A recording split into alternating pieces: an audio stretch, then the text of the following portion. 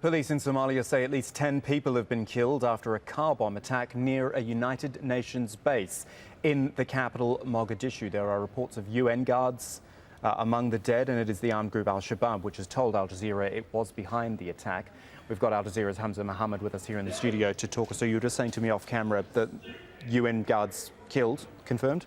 Yeah, Kamal, just before we came on air, I spoke to local government officials, and they confirmed to us that at least 9 UN guards were killed in the explosion, the first explosions. There was 2 explosions. They told us 2 suicide bombers were involved, and they used 2 different vehicles.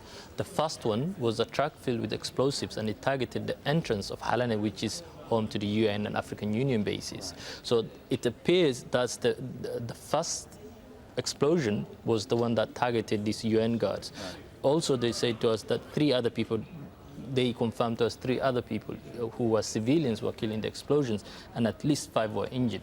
So this is not the first time that the group targeted this base. Remember, in 2014, Christmas time, they targeted this same base, and fighters from the group were involved in an hours-long gun battle. I do remember that. There was a ongoing battle. The thing is that a UN AU base is not a soft target. It's not like they've gone after a hotel or a cafe or something. This would be presumably a heavily fortified sort of place. It's heavily fortified, but what that the African Union and international allies are struggling to contain is how do you stop something like a truck that's filled with explosives and driven by suicide bombers.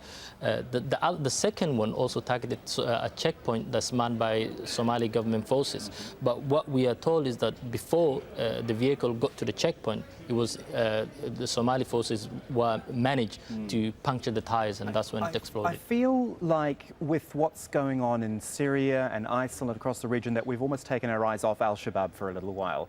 Are they still as strong? Are they strengthening?